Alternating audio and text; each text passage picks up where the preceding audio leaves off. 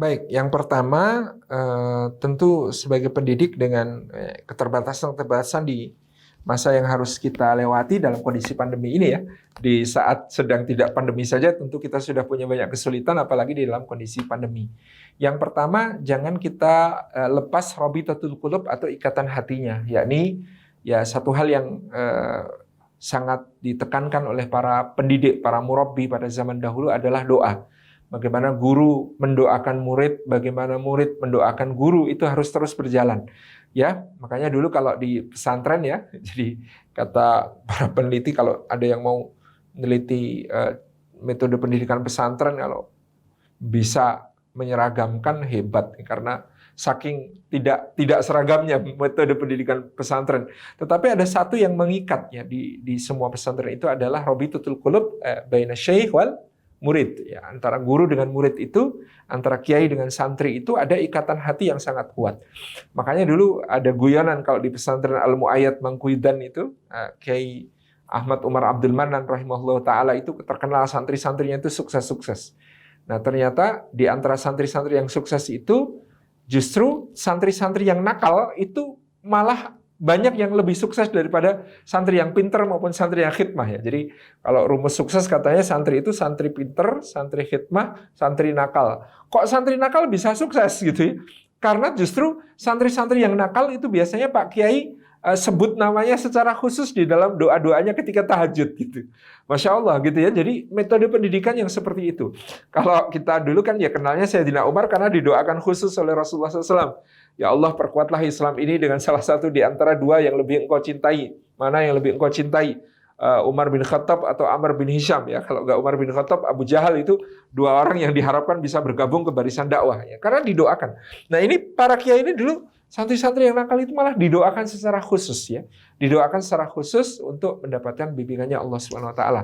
Maka ya tadi ya saya sering mendapati ya, santri-santri yang nakalnya beliau itu santri-santri yang sukses dan ini semakin langka sekarang didapati kiai-kiai yang punya santri nakal yang lalu sukses itu semakin langka karena kiai-kiai sekarang santri nakal malah dijota, dikeluarkan, cuma dihukum-hukum nggak pernah didoakan itu. Tapi kalau dulu tuh didoakan gitu. Jadi ini kekuatan yang luar biasa ya, yaitu robitatul qulub baina syekh wal murid ya, antara guru dengan murid ini ikatan hatinya tidak boleh putus. Jadi harus senantiasa didoakan, bahkan kalau perlu disebut namanya ya. Kalau Bapak Ibu guru hafal nama-nama muridnya, sebut namanya di dalam munajat-munajat kita. Apalagi untuk anak kita sendiri, lebih-lebih gitu ya. Kita bisa doakan mereka baik secara umum maupun secara khusus. Tanpa kenal waktu, kapanpun kita mampu untuk mendoakan, doakan.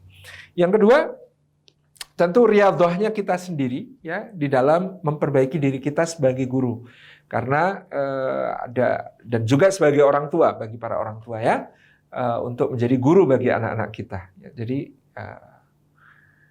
penting untuk kita semuanya ini senantiasa berpikir bahwa proses pendidikan, mendidik anak-anak kita, mendidik murid-murid kita adalah juga proses mendidik diri kita sendiri.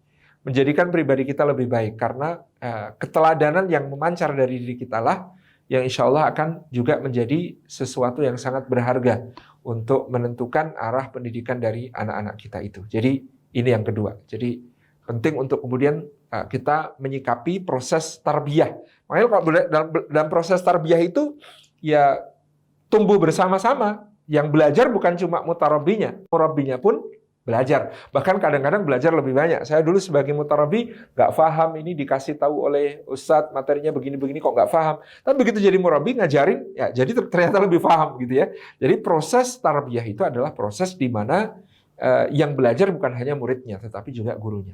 Kemudian yang ketiga adalah ya memaksimalkan semua perangkat yang memungkinkan untuk melaksanakan proses pendidikan tersebut. Kita dimudahkan dengan fasilitas Zoom, ya maksimalkan Zoom meskipun semaksimal-maksimalnya Zoom ya kita tahu kalau untuk sekolah anak-anak kita, adik-adik kita ya para murid itu tetapnya bedalah dengan dengan kondisi tatap muka. Tetapi ya mudah-mudahan dalam waktu dekat kita bisa segera kembali belajar tatap muka, pembelajaran tatap muka, tetapi pada intinya kita harus memaksimalkan semua wasilah yang memungkinkan. Mungkin juga dengan melakukan kontak-kontak personal gitu ya. Kalau di sekolahnya anak saya ada yang disebut quality time antara guru dengan murid.